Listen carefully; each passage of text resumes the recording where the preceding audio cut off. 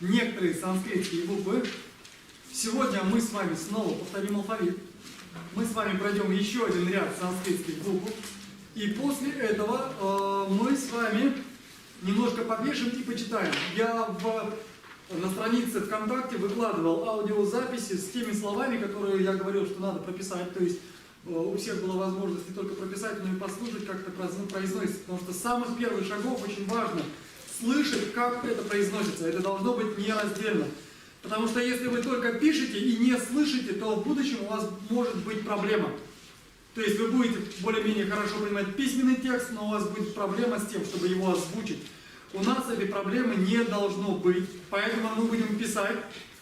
И то, что вы пишете, желательно прослушивать. Я специально в будущем буду продолжать выкладывать аудиофайлы тех уроков, которые мы прошли. Если у кого-то есть желание скачать полностью всю книжку, вам нужен первый том, ну, я выкладывал там ссылочку, где можно скачать полностью весь современный тибетский язык. Он в 2 томах. Нам нужен только первый том. Вот здесь я вижу у некоторых, да, вот это старое издание, первый том. Да нет, я думаю, что если кто-то захочет посмотреть, чтобы просто люди знали. И к нему вот аудиофайлы я постоянно выкладываю. Это тот учебник, по которому мы будем заниматься. Он коротенький, он простой, там очень простой английский язык, доступный. И в будущем, когда мы будем заниматься разговорным тибетским языком, мы будем идти по этому учебнику, а затем перейдем на другой. До этого же вводная часть будет та же самая, то есть будет из этого же самого учебника. И теперь я надеюсь, что вы все распечатали тибетский алфавит. Или переписали его, или заучили наизусть, потому что мы сейчас медленно его прочтем, так, чтобы вы вспомнили. И давайте повторим. Мы будем заниматься этим снова и снова.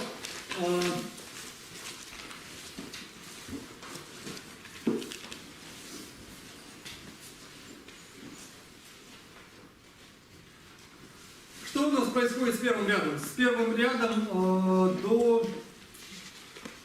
с первой колонкой. С первой колонкой до 5-го ряда. Что у нас было с ними? Они все высокие. Это мы помним, это очень просто. То есть, если мы что-то произносим, то, например, К, Та. И у тибетцев дальше, если мы дойдем до этого, я не уверен, но вот есть грамматические тексты, в которых эти фонемы, они распределяются. И вот, например, вся первая колонка до вот этого ца, она называется мужской. То есть, вот эти вот все звуки К, Тя, Та, Па, Ца, которые объединены одним и тем же качеством, они выделяются в один, вот, это мужские буквы у них называются. Дальше все идут какие у нас? Вторая колонка. Аспиративные или придыхательные, то есть у них у всех есть придыхание. К, Тя, Та, Па, Ца. Далее у нас какие идут? Дальше идет низкий тон. Получается К, Тя, Та, Па, Ца. И далее у нас идут назализированные. Ну, то есть не все они, потому что Ва, как вы помните, она у нас губная, она у нас не носовая. И они произносятся в каком тоне? В низком. Запоминайте, вот это мы будем повторять, пока вы не запомните. Ма, ня, на, ма, ва. Дальше у нас идет 6-й ряд. Какой у нас был? Низкий. Весь 6-й ряд у нас низкий. И он произносится ща, са, а, я. На прошлом занятии я допустил ошибку. Мы с вами говорили о том, что... Так, вот это произведение должно. Я говорил вам, что вот эта буква А, как она у нас записывается, я написал просто апостроф. Не совсем так, должна была быть А. Вот так вот. То есть посмотрите, здесь вот видите, написано у вас. То есть в вайле это вот так вот. Все эти буквы, они произносятся, все эти звуки, они произносятся в низком тоне. И мы с вами, помните, говорили о том, что есть различия между, например, ща и ща, са и са. Помните? Да. Это все хорошо усвоили. Потому что это очень важно, надо запомнить. И помимо этого мы говорили о том, что в восточных диалектах тибетского языка некоторые буквы произносятся, некоторые звуки произносятся по-разному. То есть, например, там, где мы произносим ща в низком тоне, на востоке Тибета будет жа. Соответственно, если мы говорим «щамо», то как они будут говорить? «Жамо». Дальше мы говорили, что низкотонная «са» на востоке Тибета произносится как? «За». То есть, если мы говорим через «сик», они будут произносить через «зик». Мы разобрались с алфавитом, и еще у нас была одна пара. То есть вот это у нас в низком тоне, а это в верхнем. И соответственно они произносились «а» и «а». Помните? Первая «а», а вторая «а».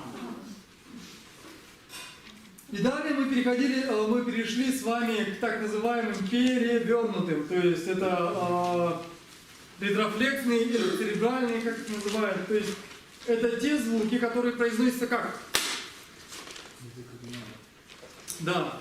Кончик нашего языка упирается в верхнюю часть неба за альвеолами. Альвеолы знаете, что такое? Для тех, кто не помнит, что такое альвеолы, если вот это вот у нас вот небо, здесь в середине идет такая бороздка, а здесь идут такие вот отходящие бороздки. Вот это альвеол. То есть язык у нас должен утыкаться где-то вот сюда. И, соответственно, получаются звуки «та».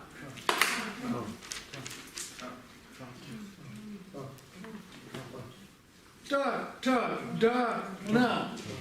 Вот они были, то есть это не все звуки. Здесь написано не все звуки, то есть когда мы в прошлый раз писали, мы упустили один звук, но он сейчас будет ниже. Сейчас он приведется, то есть он будет в другом ряду. И здесь такой момент. На странице, посмотрите лучше по пунктам. Здесь со страницами неудобно, будем смотреть по пунктам. Пункт 4.1. Все нашли? Посмотрите, пункт 4.1. В этом пункте, видите, там, где написано транслитерация этих букв, везде стоит точечка снизу.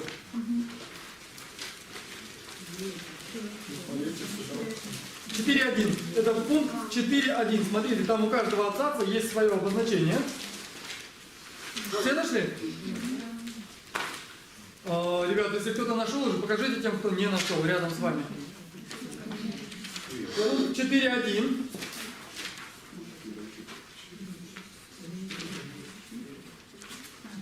Так называемые Tibetanized Sanskrit letters. Нашли все? Тибетизированные санскритские буквы. Пункт 4.1.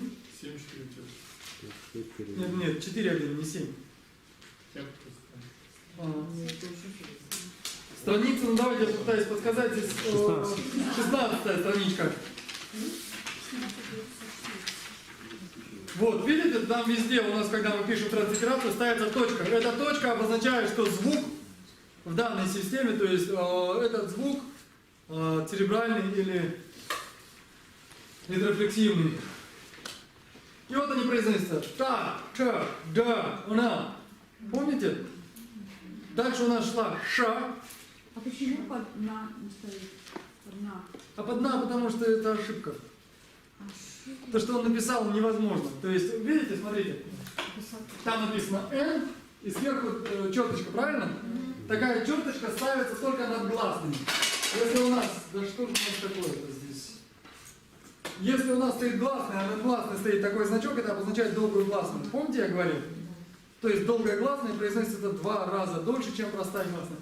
Здесь могла стоять вот такая штучка, тильда. Это было бы не тогда. Но это все ошибка. Должно быть вот так. Ну, хорошо, что подметили. Ну, иногда бывает опечатки, это неизбежно. Дальше у нас идет ша. Теперь посмотрите, ша, как у нас написано. Он вот. Дело в том, что я уже говорил об этом. Тибетское произношение санскрита очень часто отличается от того, как санскрит произносит сейчас. Почему это происходит? Мы уже говорили об этом. Мы говорили о том, что, возможно, были другие традиции произношения.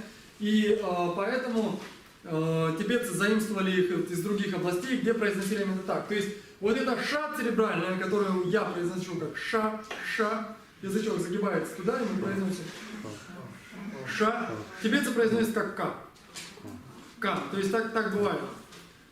И далее, соответственно, если я произношу кша, у них будет кя. Но мы будем произносить кша, хорошо? Как-то лучше. Дальше мы с вами... Дальше смотрите. Мы сейчас пройдем еще один ряд букв, попишем немножко слова, и потом я начну объяснять, как тибетцы прочитывают спеллинг. Что такое спеллинг? Спеллинг – это английское слово, на русский оно переводится как написание. То есть, например, когда мы произносим что-то на русском языке, мы говорим, например, ну вот если мы говорим какое-то слово, например, я не знаю, гнездо, то мы говорим G-N-E-Z-D-O. У тибетцев эта система немножко сложнее, так как у них сложнее чуть-чуть письмо, они произносят это по-другому, то есть у них принцип, как это произносится, чуть-чуть другой. Мы сейчас это начнем с вами чуть-чуть позже проходить. А пока мы с вами переходим на этой же страничке, на 16 странице, мы переходим к следующему ряду букв.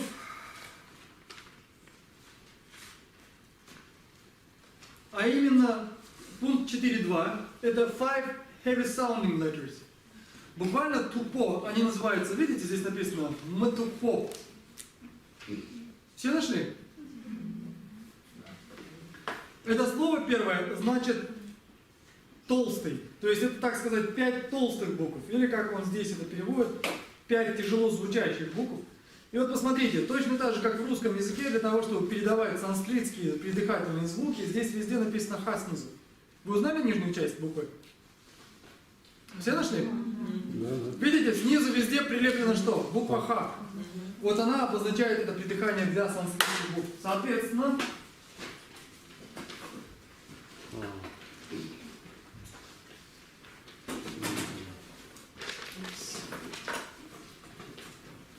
этот микрофон работает сейчас?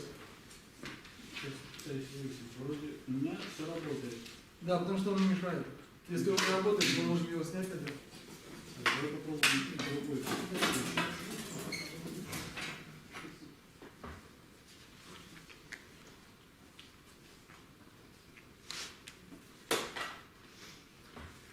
Смотрите, первая буква у нас какая? Сверху, видите?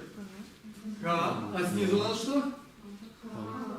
Теперь как это произносится на санскрите? На санскрите это произносится очень похоже на так, как мы произносили тибетские аспиративные буквы. И это будет произноситься как Г. Чувствуете, разница чуть-чуть есть. Когда мы произносили К, это было К, а здесь это произносится немножко так Г. Г. Дальше следующее будет. Смотрите, записывать мы будем это следующим образом. Ну вот так вот. Так произносится, да? Нет, так она пишется. Произносится она, вот он пытается записать, как произносится снизу. Видите, там через апостроф он пишет. У него в написании вот этот значок обозначает придыхание. Вы видите, вот смотрите, в пункте 4.2. В следующий раз я очень прошу, приносите учебники, либо напечатанные, либо в цифровом каком-то виде, иначе мы не ориентируемся. Так вот, видите, там у него написано Г, затем идет апостроф, а потом А. Вот этот апостроф он обозначает придыхание, то есть он произносит, он пишет, как это произносится, а не как это записывается для транслитерации. Вот так должно записываться. Дальше, смотрите, у нас идет, что это у нас дальше? Какая это буква? Да. А снизу? Получается Д. Д.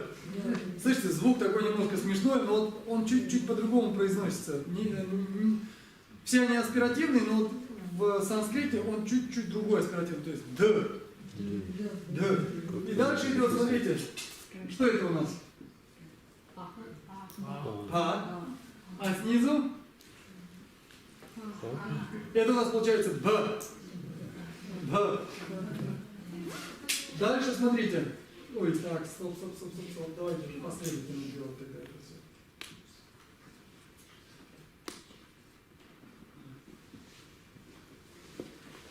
Вот так они записываются.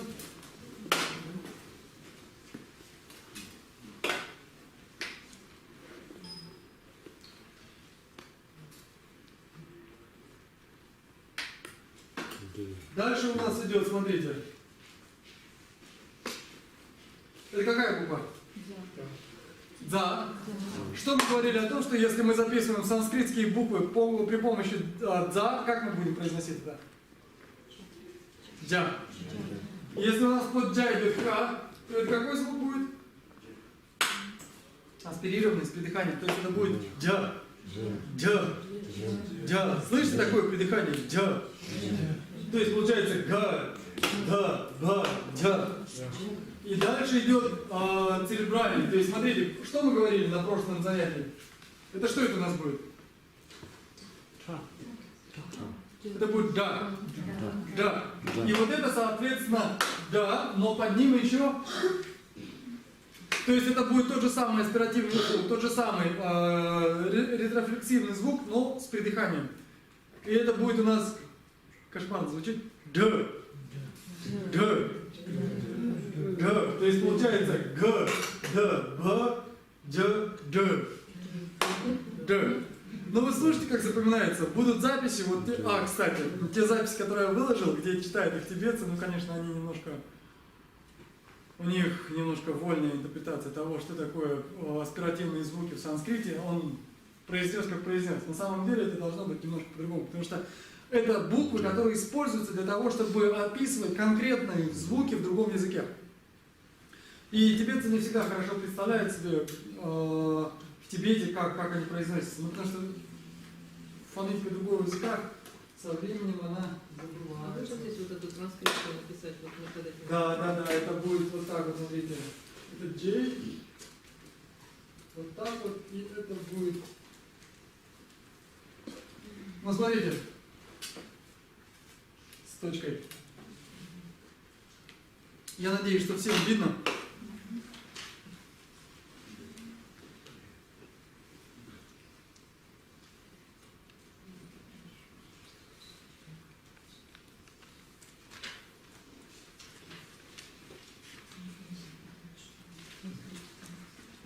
Это понятно, да?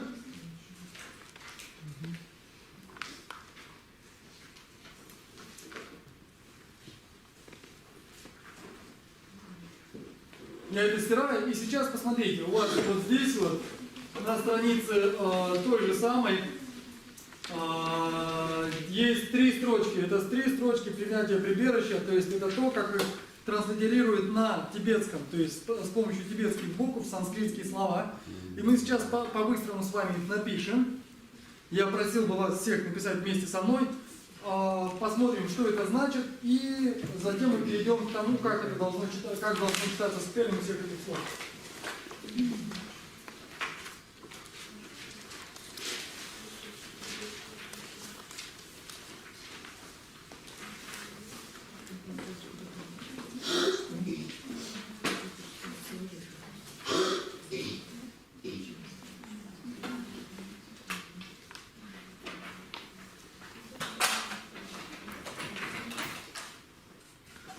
Микрофон работает сегодня? Нет, не случился. Я тогда сниму, потому что это на самом деле не очень удобно. Он так волочится и цепляется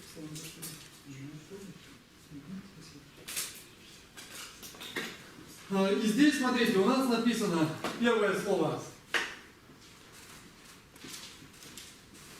Я понимаю, что там написано в тексте, как это произносится, и все, давайте вместе произнесем. Как это написано? Что написано? Намо. Намо на санскрите значит поклоняюсь, кланяюсь. Намо. Дальше что это такое? Бу. Теперь смотрите, дальше идет, видите, сложная буква. Пишу ее частями. Это что это? Это да.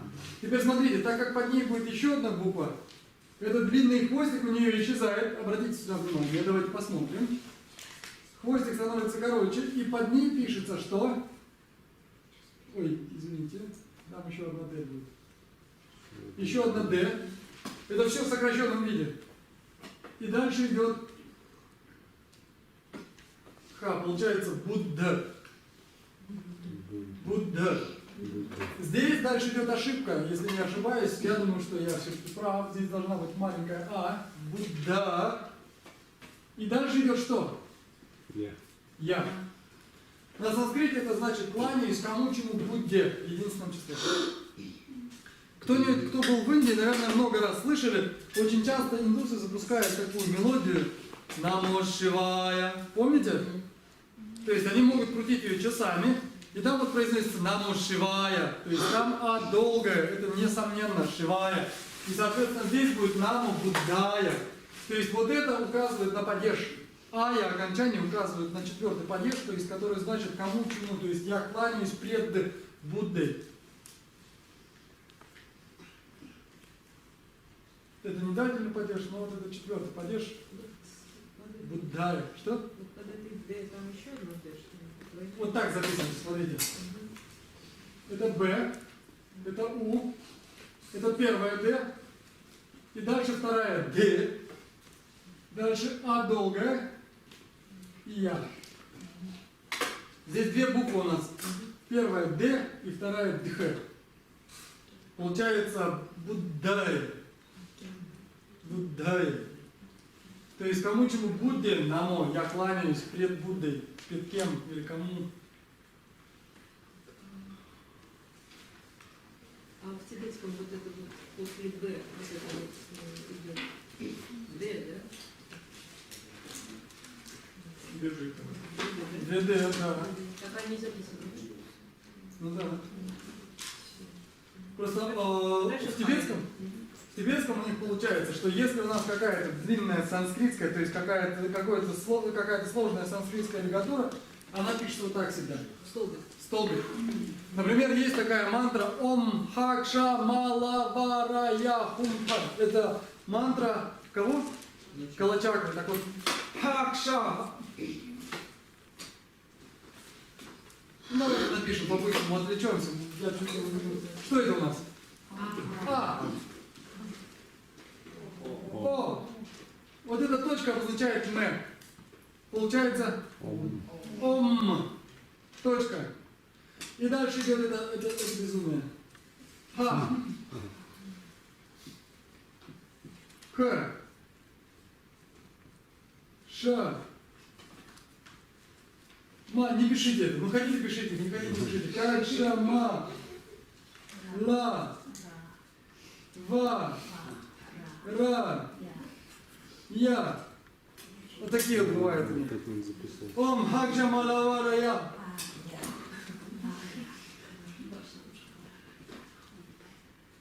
Х, долгое А и У.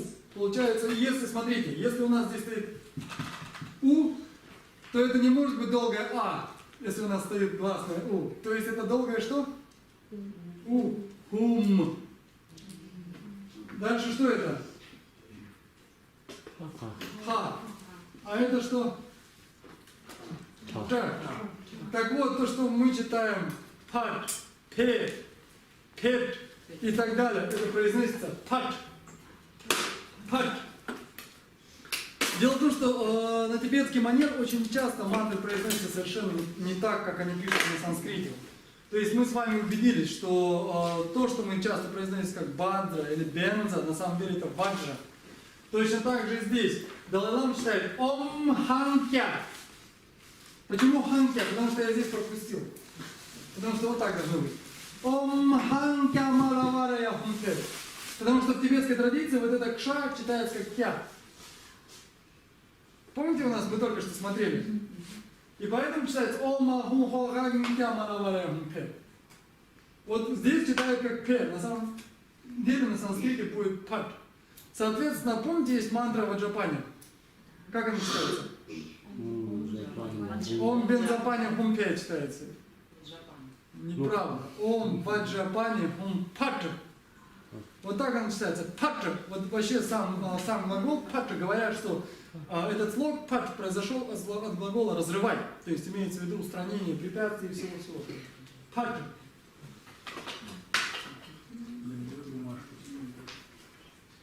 Мешает, да? Ну, у тебя больше. Ну, давайте с ним.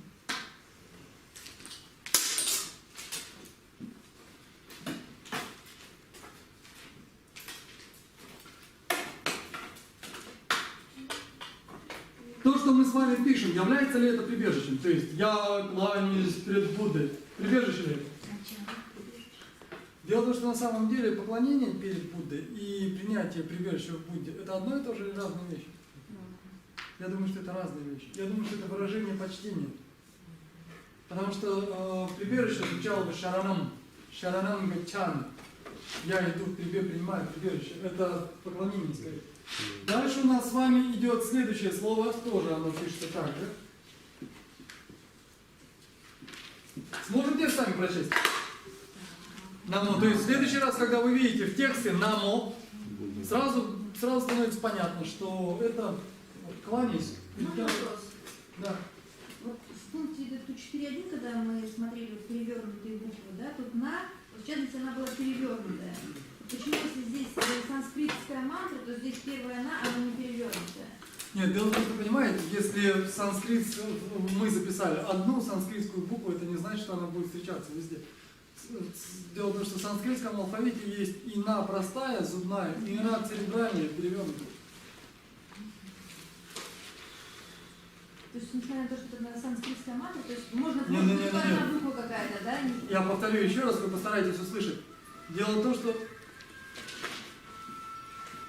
том, что в санскрите есть и на такая не перевернутая и перевернутая. Что понятно? То есть два разных на. Вот. То есть, если есть два на, перевернутое и не перевернутое, то совершенно не обязательно, что всегда будет писаться перевернутое. И вот в данном случае пишется не перевернутое. В санскритской грамматике есть правило, когда, значит, там много правил, но в частности есть правило, говорящее о том, что если у нас в слове случается, например, буква «р», то дальше суффикс, если в нем есть «на», то там в суффиксе будет уже перевернутая «на». Да. Но это не важно, я к тому, что если в санскрите есть перевернутая «она», это еще не значит, что она будет писаться везде, понимаете? То есть в некоторых случаях пишется, где это надо, пишется «на» такая зубная, в других случаях, где это надо, пишется «она». Вы не поняли? Тогда вам надо просто запомнить, что здесь пишется нормально «на». Хорошо?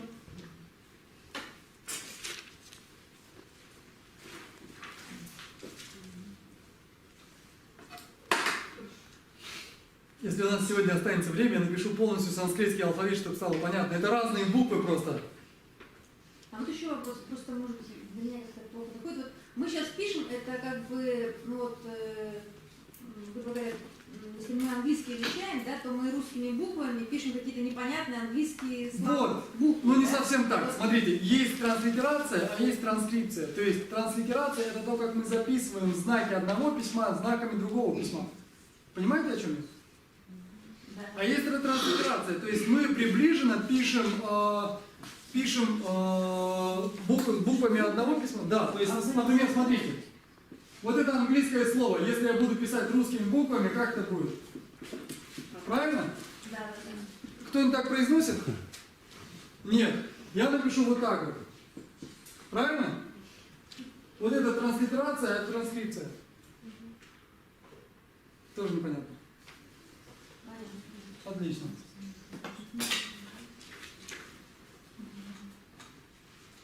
То есть здесь очень важно понять, что мы сейчас записываем тибетскими буквами санскритские буквы, не произношение, а санскритские буквы. То есть это транслитерация. Да.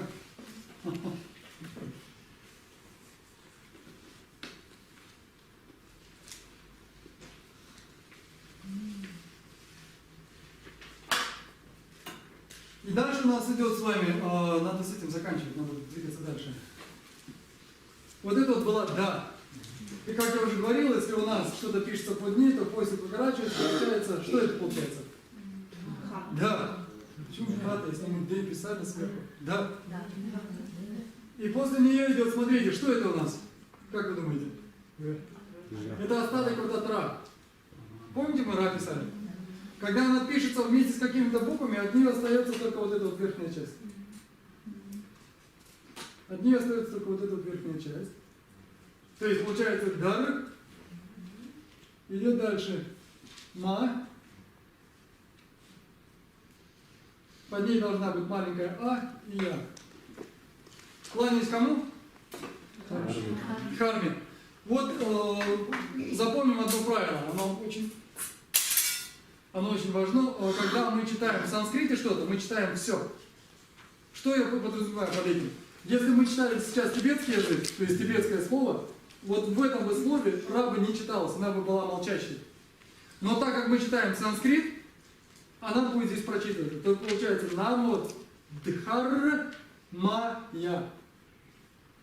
Понятно? Я вижу нахмуренные лица, я понимаю, что кому-то что-то непонятно. Если непонятно, Ну, давайте да. сейчас задавать вопросы, потому что дальше... Просто Бел может объяснить, что там есть подписные, а тут... Нет, это пока рано, это сейчас мы дальше объясним. Можно записать вот прям каждый там, ну понятно, намо, да. Что подписать? Ну вот, скажем, вот это вот, да. Нет, мы не будем подписывать, это и так понятно, это займет много времени. Сейчас будет третья фраза. А почему А маленькая возникла? Я это только что объяснял. Она протягивает протяженность. Александр, вас, наверное, не было. Это А указывает на долгость, и здесь вот это вот А вместе с Я, они образуют падеж. Это падежное окончание, дармая, перед кем мы кланяемся. То есть я кланяюсь, намо, я кланяюсь перед кем? Перед кармой.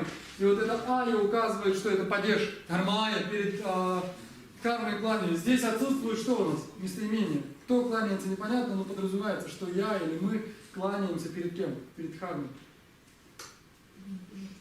Тибетцы это пропускают, потому что они не знают грамматики. Очень часто тибетцы не знают грамматики, из-за этого они пишут неправильно и читают неправильно. Но это совершенно естественно. А как много, например, тех же самых католиков, скажем, знает латынь? Ну не так много. Кто-то знает какие-то молитвы наизусть, но очень многие не знают латынь наизусть. Или, например, среди православных, как много знают греческий. Ну, тоже, наверное, не очень большое количество. Что? Как? Ну, на самом деле она греческая церковь. Переводили на старославянский с греческого. Ну да, ну получается самый основной язык какой был? Греческий или старославянский?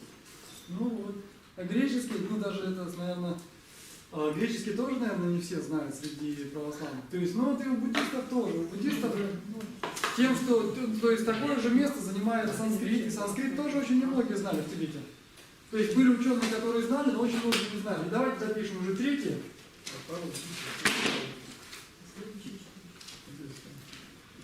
На, но у нас написано. И дальше что у нас написано? Са. А дальше что? Вот здесь посмотрите, здесь небольшая разница. Если вы сравните вот эту букву с вот этой буквой выше, у них есть небольшое различие. Посмотрите.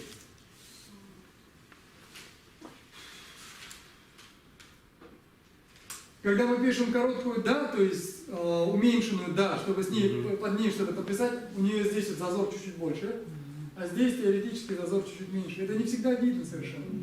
Особенно на старых ксилографах, где вы знаете, что ксилограф происходит от слова «ксилу», то есть вырезали на дереве. И очень часто у резчика либо не хватало умения, либо не было возможности вырезать это так тонко.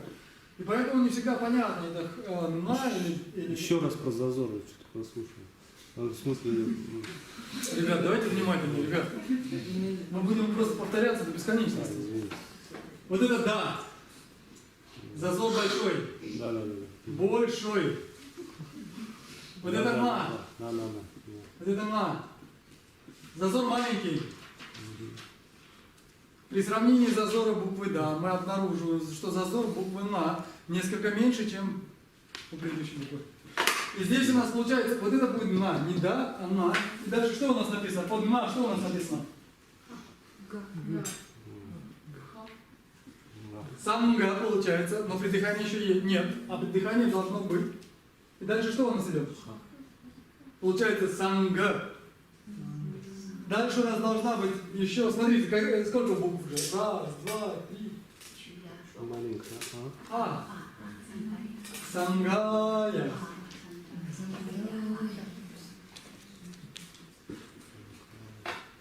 То есть вот к этому надо привыкать. Если вы хотите в будущем правильно читать мантры на санскрите, надо это знать. И дело в том, что Лучше, конечно, мантры читать на санскрите правильно, чем неправильно, я думаю. Можно, конечно, читать их, как это делают тибетцы, но в основном, я думаю, если мантра на санскрите, стоит ее читать на санскрите, нежели чем на тибетском. Намо Сангая, что это значит? Да, перед санкой. Уклоняюсь перед санкой. Все, вот это мы разобрали, и мы переходим дальше. То есть, понятно, как пишется, да? Вот эти вот санскритские буквы, которые мы зачем-то писали, вот они вот так пишутся. Я сейчас напишу еще мантру, так, чтобы, чуть-чуть закрепим, и чтобы было понятно.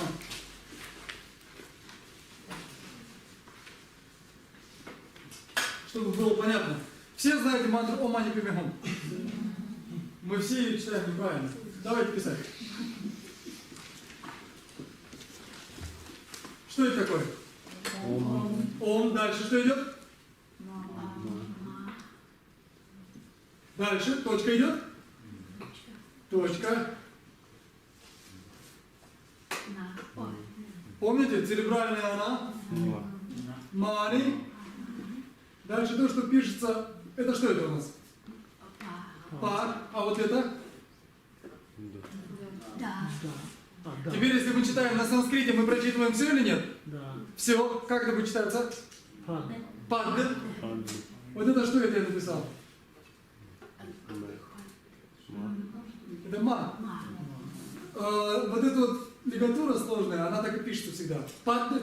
И вот эта ма, смотрите, она кончики у нее должны сходиться. То есть у нее не достает вот этой палочки. Почему? Потому что эту палочку заменяют хвостик от да. И дальше что у нас идет? Смотрите сюда. Это что это? Джимбу, это у нас И дальше идет?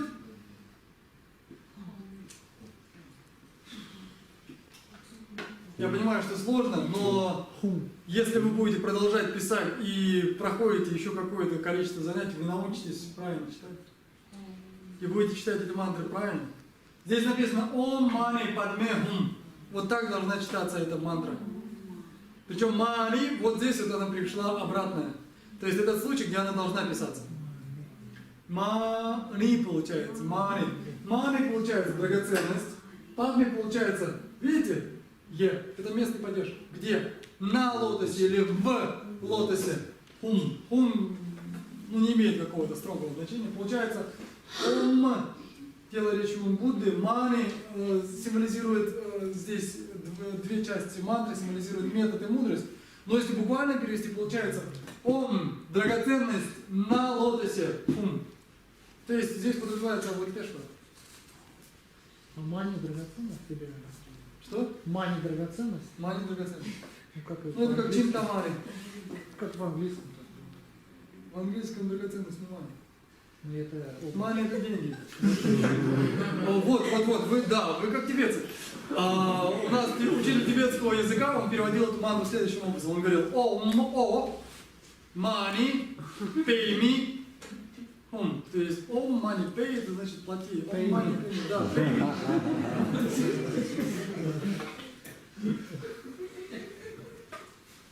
Да, это тоже забавило наших студентов сильно. Написали? Вот эта буква, это окончание? Ума, вот это. Нет, это не окончательно. Она подписывается. Здесь, видите, можно написать было. Смотрите, это же слово как можно написать? Один слог. Падде. Есть? Есть. Ме. Одно и то же. Но вот это слово объединили. Для этого ма спустили с Е вниз и получилось Пеме. Мы будем с вами это в текстах встречать. Если мы доживем с вами до чтения текстов, мы будем постоянно это встречать. Такие сокращения очень часто встречаются, не будем углубляться. Я просто хотел, чтобы вы увидели. То есть это своего рода мотивация сейчас. Вы можете сами читать мантры. Вы будете знать, как они правильно читаются. Вы будете знать, что если люди пишут мани вот так, то это что? Что это неправильно. Потому что это было бы омани, а на самом деле читается омари. Это чуть-чуть по-другому. А читается всегда сначала вот, в составных словах верхний ряд, да, а потом нижний. Да. То есть мы движемся с вами под ми. Вот как в слове, смотрите.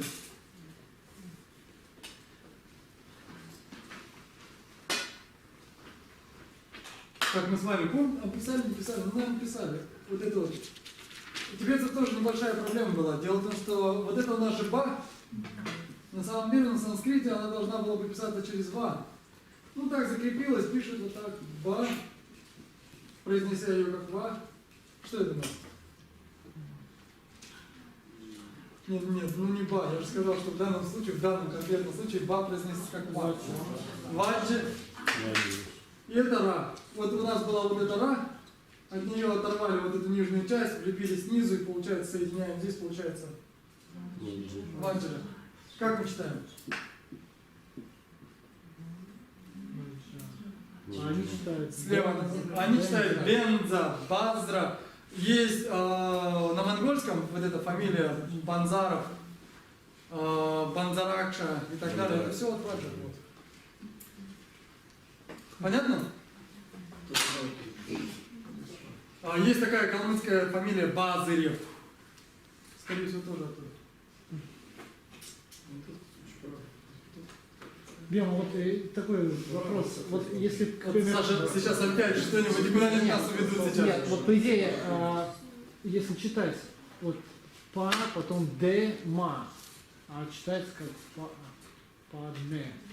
Так там же джингу еще было. Там у нас было... Ну, так если читать вот так вот, па, потом д, Слог закончился, это один слог. Туда же прописали. Пак, да. Нет. ну вот если так писать, да, понятно. Ну вот его просто взяли и опустили. И вот эту наверх ее поставили, да? Потом- Да, а вот от нее огласовку убрали. Так, давайте дальше пойдем. Сейчас мы вернемся немножко назад и смотрите, мы с вами почитаем, как читаются эти слова. То есть пока необходимо учиться читать эти простые слова, как читается спеллинг с ними, а дальше мы перейдем к спеллингу уже более сложных слов. И здесь пункт 2. The four vowels, то есть 4 гласных. Какая страна? Пункт 2, это страница 12. Нашли все? Откройте, пожалуйста, на 12 странице.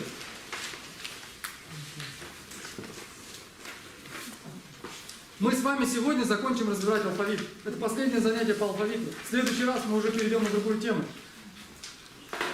Поэтому постарайтесь запомнить все. Смотрите, здесь вот у нас написано пункт 2.1, видите? Пункт 2.1, написано 4 гласные, а затем how to spell the vowels. Видите? Как писать гласные. И здесь у нас дается. Помните, мы говорили о том, что это обозначает А в высоком тоне, которое присутствует как бы во всех согласных с точки зрения санскритской грамматики. И вот над ним мы пишем все огласовки. Теперь, если бы мы написали это по-русски, это было бы, скажем, по-русски не выйдет. Ну, скажем, да скажем, что скажем. Это И. Смотрите, как это произносится. Для того, чтобы сказать кому-то, как мы написали слово, например, если вы сказали и чтобы понять, как это слово пишется, то есть мы произносим следующим образом. Мы говорим А, дальше добавляем название огласовки, ИУ, и дальше пишем результат. И. Непонятно, да? Вот это, скорее всего, непонятно. Я сейчас покажу, как, чтобы было понятно. Давайте вот это пока запишем. И будет сейчас все понятно. Вот это наверху. Это И. Это И. Просто вот теперь что-то Я понял. Сейчас я объясню. Это сейчас не сразу может быть понятно, но я объясню. такое.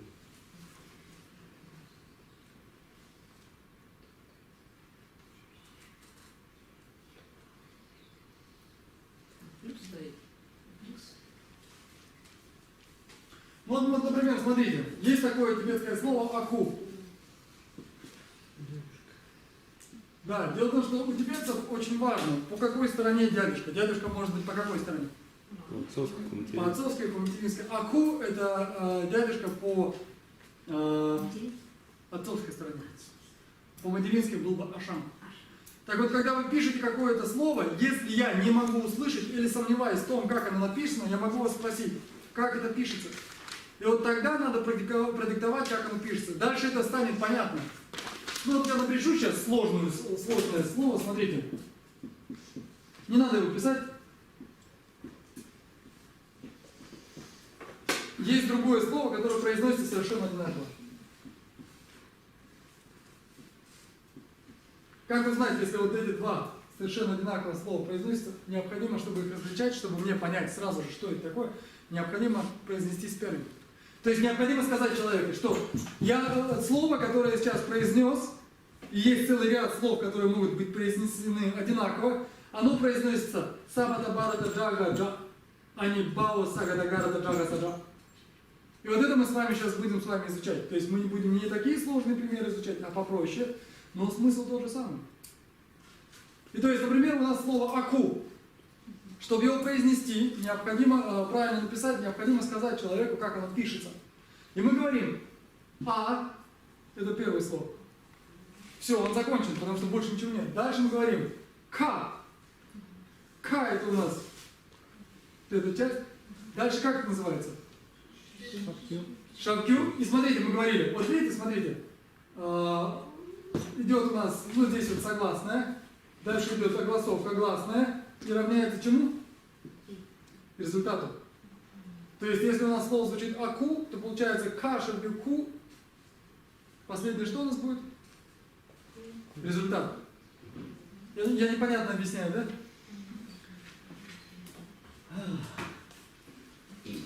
Почему непонятно? Вот Понятно. это. А кому непонятно? Еще раз повторите. Сейчас я постараюсь еще раз объяснить. Я понимаю, люди после работы и с незнакомым языком, это бывает.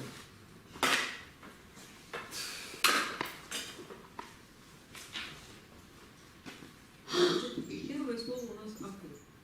Да, любое слово, если мы произносим любое Вот слово. пример, давайте, аку. Так, мы его Я-то уже с ним закончил.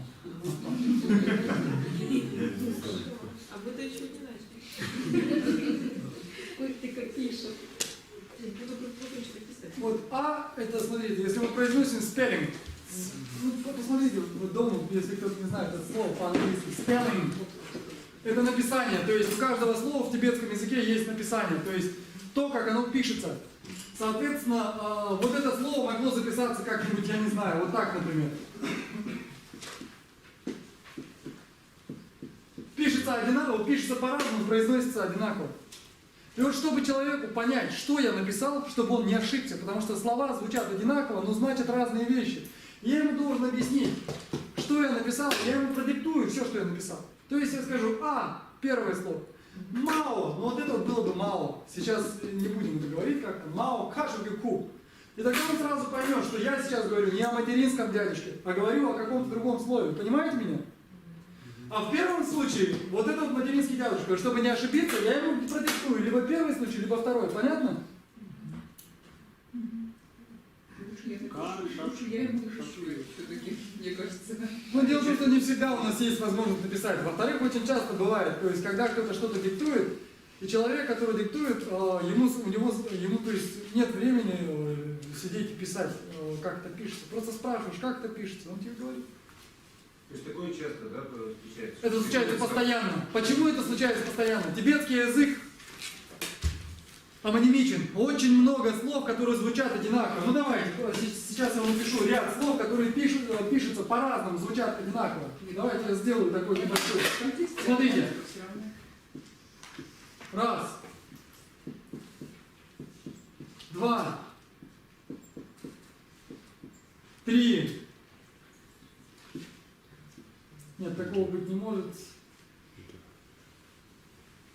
Ну, например, я не знаю, то есть таких может быть очень много слов.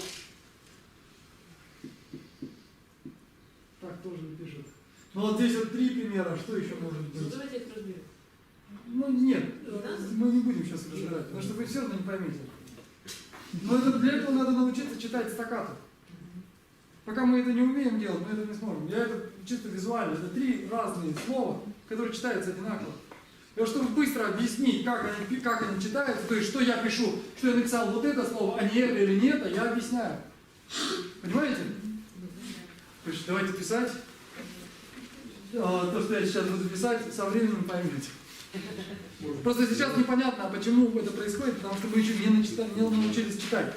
Но сейчас необходимо научиться читать эти простые вещи, чтобы потом перейти к сложным. И вот здесь, вот смотрите, вот, например, вот это вот key. Чтобы сказать, как оно пишется, потому что все остальные слова, они строятся из этих простых элементов. Если мы сейчас не научимся читать простые элементы, мы не сможем читать сложные элементы. Вот это key из чего состоит? Мы произносим к плюс что? Ику. И дальше что будет произнесено? Результат.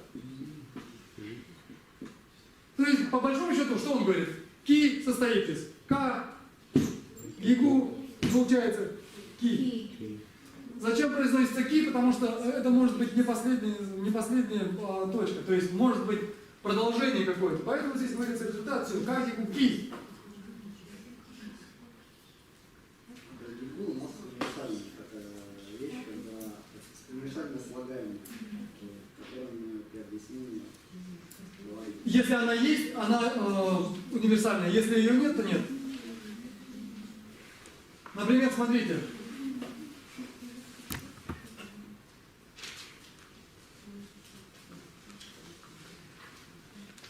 Вот это что это у нас?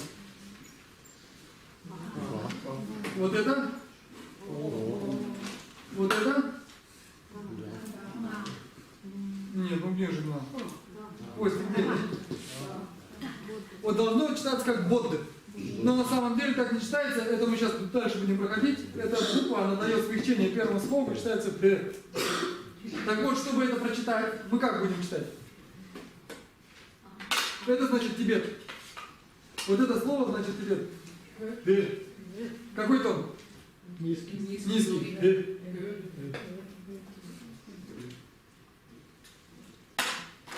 Просто запомните, что вот это «да», она всегда дает смягчение предыдущей гласной. Что значит смягчение? Смотрите, если мы читали первую гласную «бо», если мы после нее пишем «да», будет «э». Вот такая, как в немецком «э», как с умлялом. «Э». Бывает «ü». Ну, если там была, то есть сейчас. Смотрите, как мы будем писать? «Ба». Правильно? Подсказывайте мне. «Наро». Дальше. Нет. Бо. Да. И вот это мы будем диктовать. То есть, если мы хотим человеку сказать, как это пишется, мы диктуем это в следующем разе. Ба, наро, бода. Давайте вместе попробуем. Алгоритм ясен? Да. То есть, смотрите, вот это вот слово, мы все его расчленяем. Мы начинаем вот это вот у нас, смотрите, это у нас корневая, это корень. То есть, с точки зрения тибетской грамматики, кто-то спит. С точки зрения тибетской грамматики, это у нас корень. То есть, у нас над корневой буквой может писаться, гласная может писаться только над корневой буквой. Это для того, чтобы вы в слоге могли сразу определить, что корневая, потому что сейчас мы начнем. Смотрите, я еще раз, много раз это буду повторять, все время буду повторять. Пожалуйста, учите. Учите сейчас. Этот сложный период закончится через неделю, максимум 2. Если вы его переживете, дальше будет только легче. Надо просто пережить и перебороть этот трудный период. Сейчас не выучим, дальше будет сложнее. Так вот, у нас сейчас пока еще нет предписных букв. То есть мы, все, что у нас начинается, всегда начинается с корневой. Это не всегда так. И вот чтобы определить, какая корневая, если у него есть гласная, это всегда корень. Понятно? И корень пишется всегда, вот он, смотрите, сейчас у нас произносится па. Дальше мысль. Над корнем что находится? Мы опять движемся куда? Направо. Мы движемся направо. Па, народ. По. Дальше что добавляется? Да? И дальше что должен быть? Результат. Пе. Па, народ, по, да, пе. Народ это значок. Народ, это значок галочка. Вы отсутствовали на предыдущем занятии, да? Ну, не были вы, да? Было. Тогда не простите, у нас 4 гласные, помните, были? Да. Первая называлась как? Кигу. Вторая? Шапки. Шапкю. Третья? Темпо. Джембо. Вот она, помните, была такая церебральная, я говорил, джембо. И четвертая? Народ. Вот это четвертая гласная. В тибетской грамматике, ну, теоретически их 4. Получается, это то, как тибетцы объясняют, потому что на самом деле гласных у них больше. Тогда берем напишите вот с этой, с А, все остальные. Вот сейчас мы тогда сделаем это. Ну, я просто хотел, чтобы было понятно, чтобы теперь понятно, да, немножко стало яснее, зачем это делается.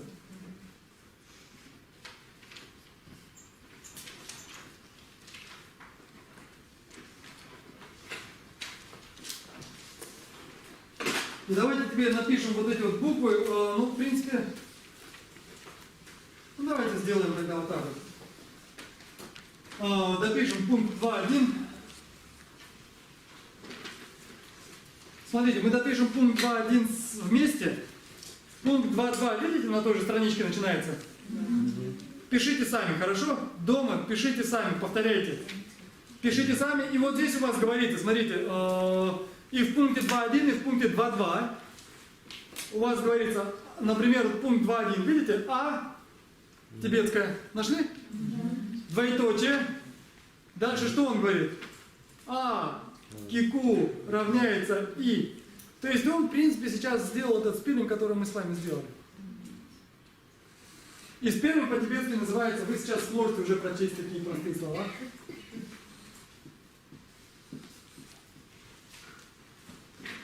Что здесь написано?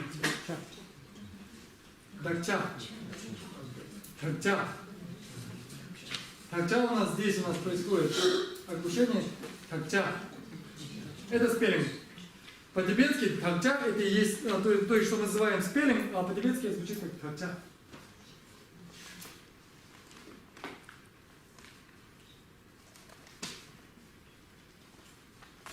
И мы сейчас с вами будем писать дакча. Давайте, вы мне диктуйте, я буду писать. А. Равно. Кику. Кику мы уже писали. Ну давайте еще раз напишем. Дальше. И. Высокий тон или какой? И. Дальше что у нас? Дальше.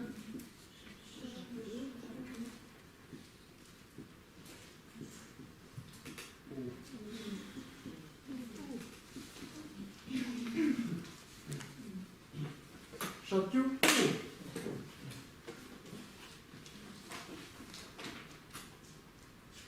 Дома, пожалуйста, попишите это. То есть вот эти вот упражнения хотя бы по разу каждую букву. Почему? Потому что то, что мы делаем руками, это очень помогает нам запомнить. Мы запоминаем это на мускульном уровне, то есть это на мышечном уровне, это очень хорошо.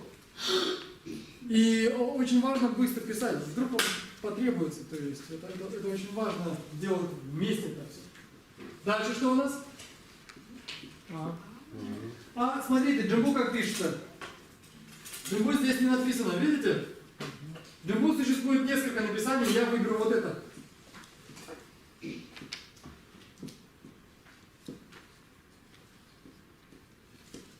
Получается что? Почему?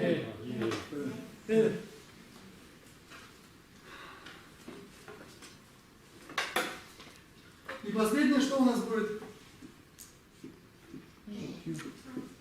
Ну как же шапки? Все, народ. Получается что? Какой тон? О!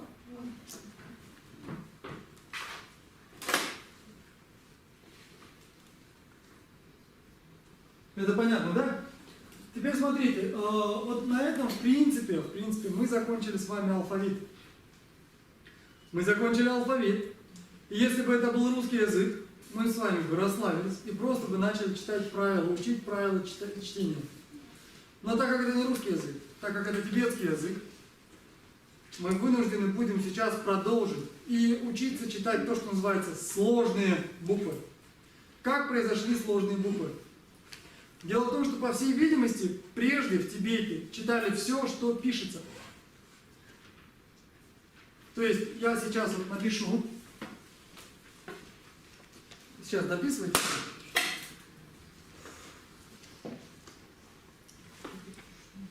Написали? Смотрите, я сейчас напишу сложный тибетский слог, скажу, как он читается сейчас, и затем скажу, как он читался приблизительно, предположительно, как он читался тогда. Смотрите. Сколько элементов? Раз, два, три, 4, 5, 6 элементов. Как они читаются? Да. То есть мы пишем вот эту вот всю группу букв, чтобы произнести «да». Вы представляете себе? Почему это произошло? Зачем? Вот очень часто те, кто изучает тибетский язык, они спрашивают: позвольте, ну зачем так сложно писать 2 звука из каких элементов? 1, 2, 3, 4, 5, 6. Зачем? Ну и здесь, конечно, это не очень, так сказать, вопрос, потому что, например, во многих других языках очень часто мы пишем то, что уже не произносится. То есть, если мы возьмем, например, так сказать, московское произношение, то там произносится солнце, л выпадает, не должно выпадать л. И очень много, то есть, например, многие из нас говорят не что, а что или даже что бывает. То есть, на самом деле должно, если так, как мы пишем, читать, должно быть что. Если мы возьмем английский, то бедный английский вообще, в половину букв в английском не должна писаться, потому что она никогда не читается. Еще хуже обстоит с французским, где окончания практически никогда не читаются, но они всегда пишутся. И сейчас, то есть там еще ставятся 3 диакритических знака, которые говорят сейчас, вроде с ними стало полегче, но раньше ставились акцент, то есть акцент гав и так далее. То есть все было гораздо сложнее. И в тибетском точно так же. То есть, по всей видимости, прежде тибетцы читали БС, ГР, ГС. И как-то где-то еще там вставлялось где-то гласное. Бсграс. Как-то так. Но со временем произношение любого языка меняется. Оно меняется, и, соответственно, из этого оно упростилось и стало джа. Но, глядя на эту форму, в будущем мы до этого дойдем. Я верю, что вы доживете до этого. В будущем мы узнаем, что вот это и вот это, точнее, нет, вот это не значит, вот эти 2 элемента, они указывают, и отсутствие гласной указывают на то, что это глагол в прошедшем времени. То есть, понимаете, это все постепенно, в принципе, тибетское письмо, оно очень доброе, оно очень хорошее, оно очень часто дает нам то, что не дают другие языки. То есть, если я в английском сказал go, и не сказал местоимение, непонятно, кто go. Или это повелительное наклонение go. Или он, или я. Ну, естественно, если это он, то там понятно, то есть там вставляется в конце s, но вообще там непонятно. С этим глаголом тоже не всегда понятно, но по этим вещам можно сразу понять, хотя они будут одинаково, можно понять какое-то время, будущее или прошедшее. То есть в этом отношении он как бы дает возможность понять, ну и, конечно, сложнее это будет, потому что надо будет заучить все формы на голову. С этим бывает, да. И вот это, говорят, что это очень заметно. Например, есть в Пакистане народность, которые говорят на архаичном диалекте тибетского языка. Так вот они произносят многие звуки, которые в тибетском уже не произносятся. То есть современный тибетский, например, вот это вот соль будет, да? То есть вот этот васу, вот это ва не произносится. Говорят, что они произносят сва. Потом есть такое слово рис. Тибетцы произносят как д. А там произносят образ. А, Б, Р, С, образ. То есть, ну это, видимо, то, как создавалось, как образовывалось тибетское произношение. И нам с этим ничего не сделать. Мы вынуждены будем заучивать именно таким образом. Но поверьте, это все очень несложно. И чем больше вы занимаетесь тибетским языком, тем это становится легче и легче.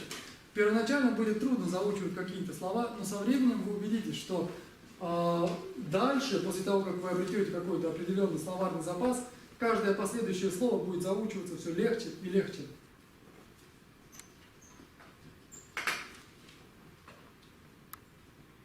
Ну и поверьте, в религиозных текстах словарный запас не очень большой.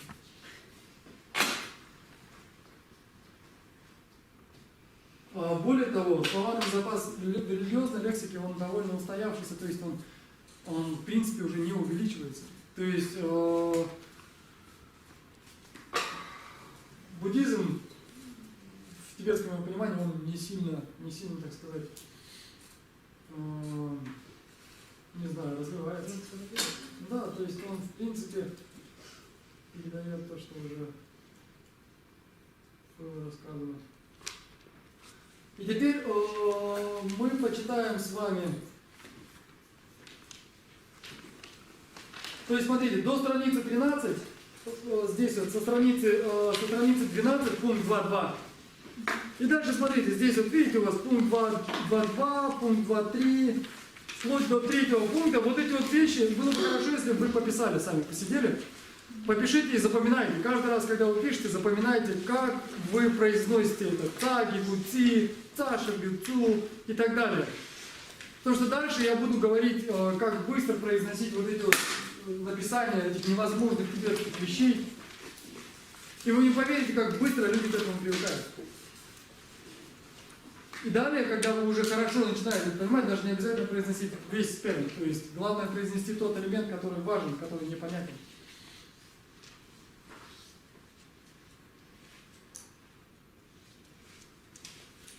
Ну и начнем тогда сейчас.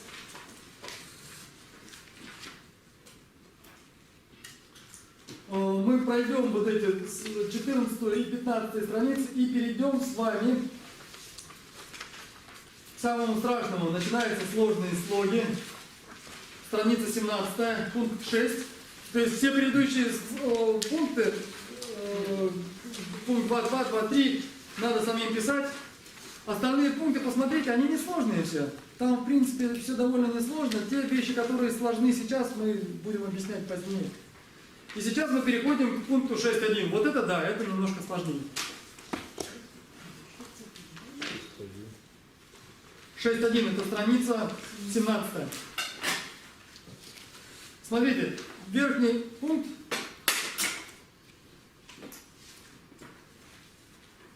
Чтобы было понятно, я напишу префиксы. То есть в тибетском языке есть предписные буквы. Предписные буквы в 90 случаях из 100 молчат. Какие-то буквы.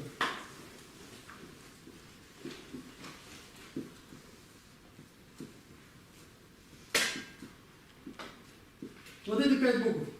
Их всего 5. Эти 5 букв, когда они идут перед коренной буквой, они молчат. Не всегда, но обычно они молчат. Что значит молчат? Они не читаются. Запоминайте сейчас, дальше будем, когда разбирать грамматический текст, мы их будем заучивать наизусть. Есть такая строчка. Ката вама ан мунджук. Запомните их сейчас, когда мы будем заучивать текст, вам не надо будет их запоминать. Вот теперь, когда вы записали эти буквы, мы разобрали 4-ю часть тибетского слова. Осталось еще 3 четвертых. То есть мы 4-ю часть работы уже сделали. И теперь смотрите, пункт 6. Все нашли? Пункт 6. Видите тибетские слова? Давайте их разбирать. Сейчас мы разберем, что там написано. Первое слово, смотрите. Скажите мне, где здесь корень? Второй. Почему? Есть. Значит, это го. Первое, что будет у нас? И она не читается. Что у нас прочтется? Вот здесь, вот помните, я говорил, что если у нас третий ряд читается в низком тоне, то когда с третьим рядом появляется предписная или какая-нибудь надписная, он становится выше. То есть это будет го. Го. Го это значит голова. Го.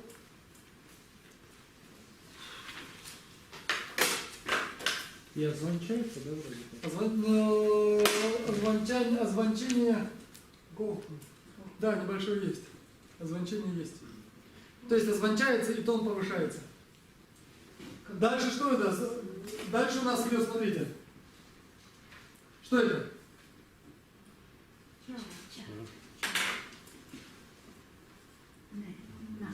А вместе? Так, здесь надо еще одно правило запомнить. Прям надо записывать. Записывайте эти правила, дома придете, запомните. Что хорошо с тибетским языком, как и со всяким языком, с каждым выученным правилом на одно правило меньше, их ограниченное количество, не бывает языка с безграничным количеством правил. Хотя бывает, конечно, язык развивается, но мы будем думать, что не бывает. Тема читается, то есть вот эта гласная А, когда после нее идет на, и какая еще, помните? У нас уже был один пример. Лама. Вот эти вот две, когда идут перед, когда идут после слога, они смягчают гласную первую. И получается что? Чен. Вот чен. Чен это обладающий. Обладающий чем-то. Чем здесь обладает? Головой. Головой. То есть имеется в виду те, у которых есть голова. Здесь на английском это superscribe. Super это значит над, scribe надписные, то есть это надписные буквы. И дальше идет, смотрите, что это у нас? Га. Потом идет су. Сум. Почему молчит? Предписная. Почему это корень? Огласовка. Сум. Это значит 3. Сколько у нас будет предписных, надписных? 3. Надписных всего будет 3. Готин сум. Вот видите, мы начинаем тихонечко читать простые фразы. Что непонятно, что непонятно. А вот эта «та», она не нужна? Нет, это пример был. То есть вся фраза «гочен сум». Да. Я же говорил, что это пример. Я говорил о том, что какая еще буква, которую мы уже проходили, смягчает предыдущую гласную. Помните, у нас в Тибете было? Должно было читаться бот, а читалось как пер. Готе сум. 3 надписные. И вот из этих 3 надписных, их 3, соответственно, в скобочках, видите, написано? Надписных бывает 3. Ра, ла и са. В 6-м пункте после тибетского слова. 6-й пункт, 6. Не 6.1, а 6-й пункт. Нашли все? В скобочках есть ра, ла, са. Это надписные.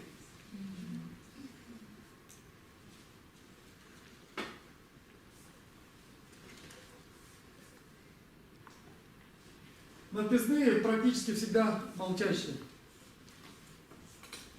Практически всегда они не читаются. И практически всегда они придают низкотональным высокий тон и озвучение. Вот эти вещи лучше записывать. Записывайте, когда дома будете заниматься, чтобы не Можете вспоминать. сказать, какой третий ряд и то, что они означают. Как третий, я же сказал. Весь третий ряд до третий ряд до Ну. 5-й колонки. Я Но они не со всеми пишутся. Четвертый. Мы сейчас посмотрим, где они пишутся, а где они не пишутся. Мы сейчас напишем весь этот ряд. Все? Низкотональном высокое значение. Да. Сейчас мы напишем, что это значит вообще.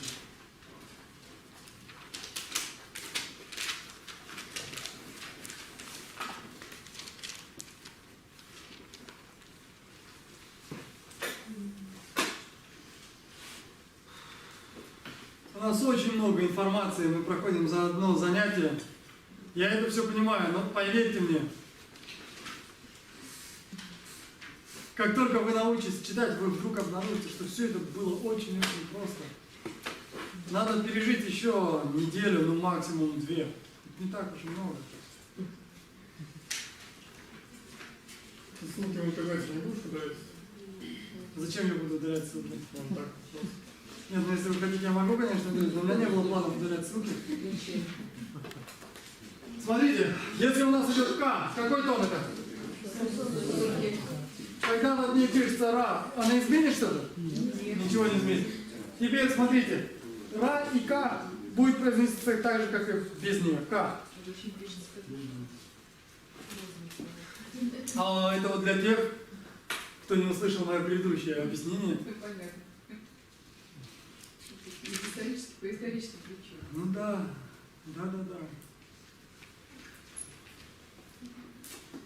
Ну, вообще говорят, что Са и Ра, они заменяли друг друга, и это придавало, немного изменяло значение слова, то есть ска или рка, и по всей видимости это раньше читалось. В бирманских языках это говорят до сих пор, очевидно, я не знаю, не занимался никогда бирманским языком. То есть бирманский, ну, тибетский он относится к тибето-бирманской группе. Смотрите, вот эта рка, она молчит. Как она будет писаться? То есть какой у нее будет спеллинг? Ну, давайте писать, все равно придется это делать. Первый у нас будет сверху читаем. Мы движемся слева направо, но здесь у нас один элемент. И откуда? Сверху вниз. Значит, первое что у нас будет? Ра. Дальше у нас идет что? Как это произнести теперь? Здесь тибетцы, они немножко сделали мудрено. Ра-ка-та.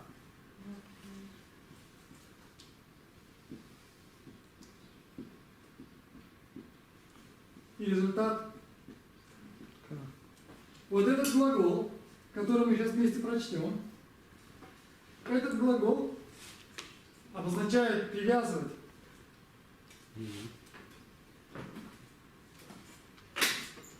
То есть, получается, как бы кра подписали к, и получалось что?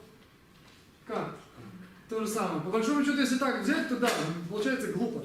То есть мы что-то написали, а ничего не изменилось. Зачем, собственно? Зачем писать что-то, что не меняется звук? Ну, вот так вот.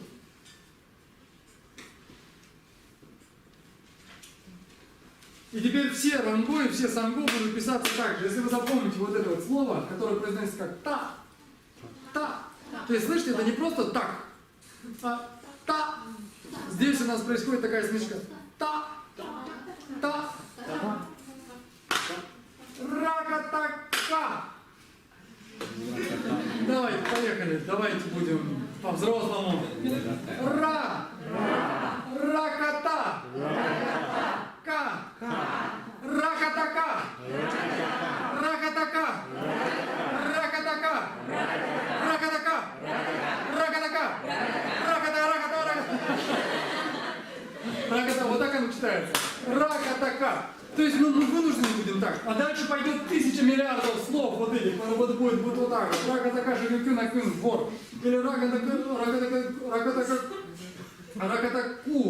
Ракатака, шагаку. То есть это просто ку, воровать и так далее. То есть будет очень много слов с этими написанными. Это все надо будет сейчас заучить, и в будущем нам будет очень легко. То есть если мы заучили вот этот элемент, как произнести этот элемент, мы научимся его произносить со всеми остальными буквами. Все.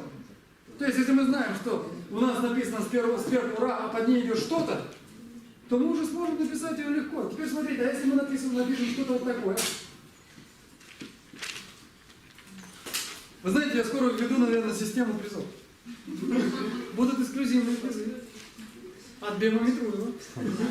Тем, кто отличится Строевой подготовки.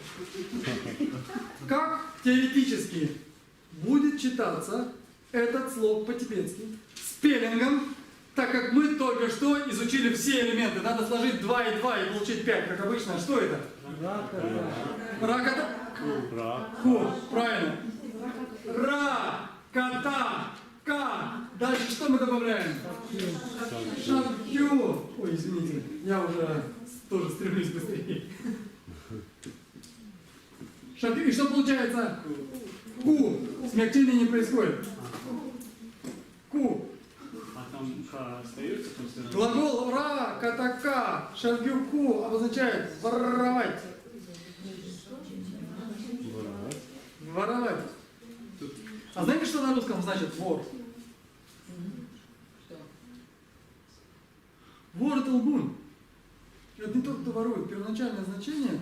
Вы знаете, что слово вор однокоренное со словом врачевать? Врач. Да? Да. А что врач? Ворожил. Случайно. Он заговаривал болезни.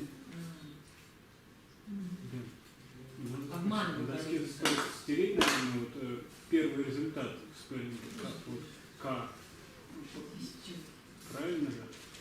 Ра, Ка, Та, Шабкю, Ку должно быть. Нет, почему? Нет?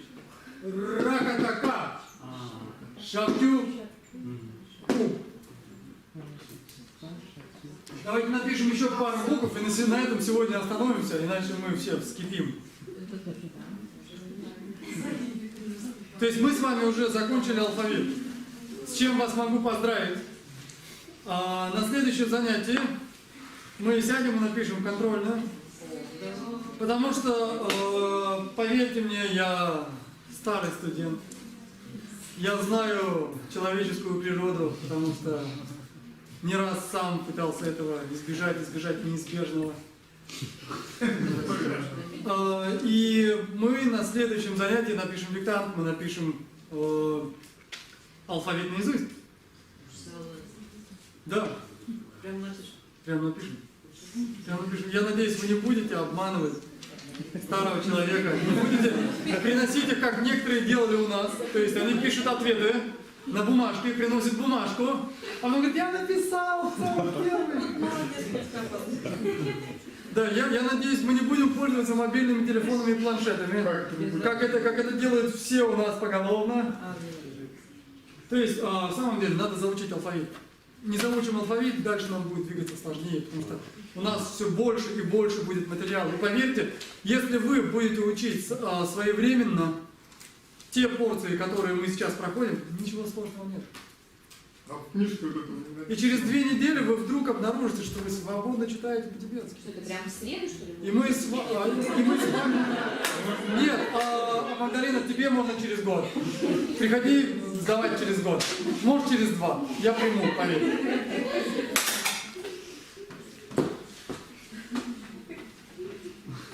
Можно боиться через раз А можно на мою могилку бросить бумажку, так знаешь? Прийти вот после моей смерти и бросить, на. Держи. А вот в следующий раз это может, вот через раз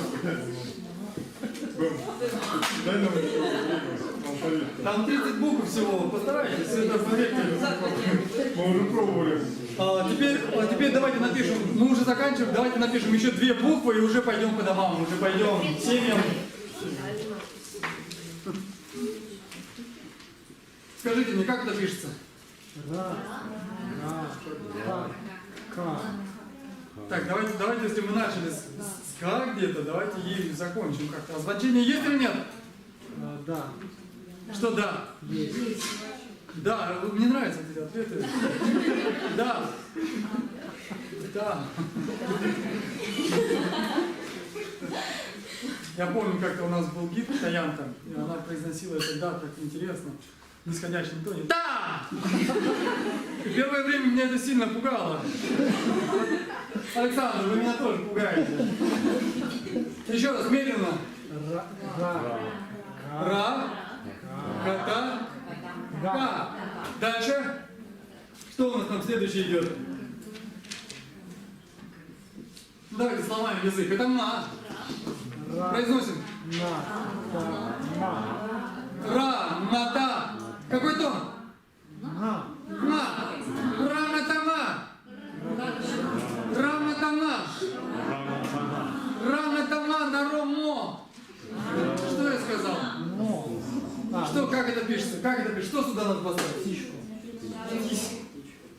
Но. Вместе со мной давайте. Раматама. Наро. А дальше? Но. Раматама нарумо. Раматама нарумо. Давайте дальше еще одно напишем. Что это? Читаем. Ра. Чата.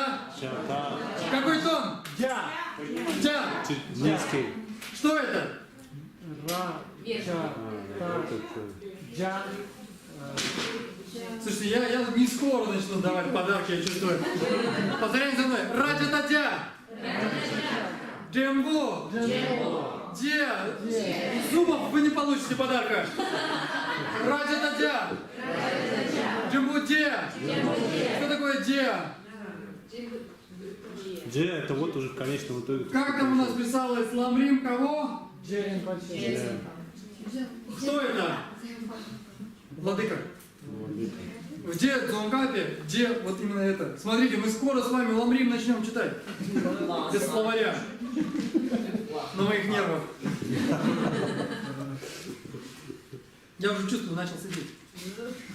И третье занятие, я уже сидею.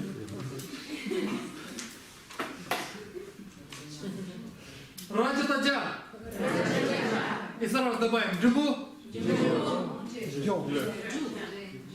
Вы нет, вы все слышали? Ну-ка еще раз. Раджа-та-дя джимбу. Что? Де. Почему джо было-то вначале?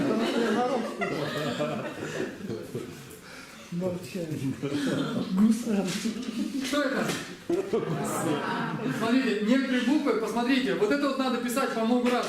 Этого не будем писать, мы этого не запомним. Мы этого не запомним, можно не учиться дальше. Вот написалось полное ра, и дальше идет ня. Читается как ня. Какой тон? Ранята-ня. Ранята-ня. Ранята-ня норуньё.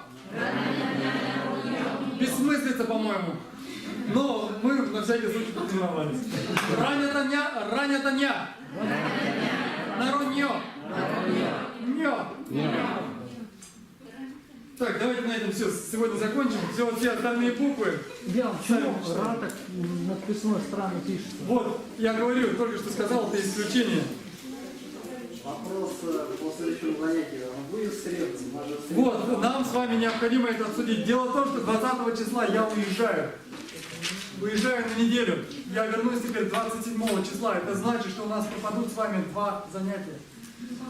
18 числа будет среда, 18 числа тибетский Новый год. Давайте посмотрим, сколько людей пойдет на службы.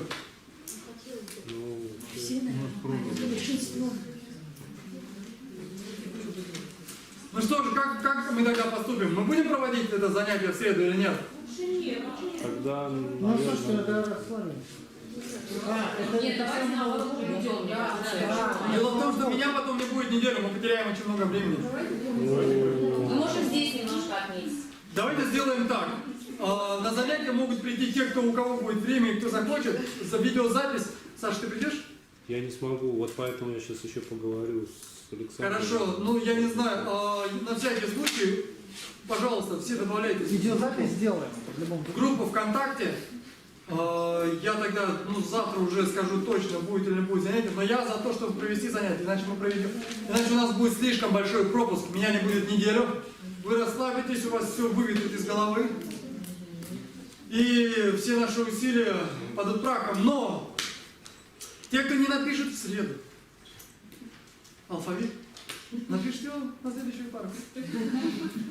Спасибо, давайте сделаем исключение заслуг, и на сегодня все. В среду мы встречаемся. В среду мы встречаемся, да. Не столько диктант, сколько надо будет принести свой листочек чистый и честно написать алфавит. Алфавит надо выучить.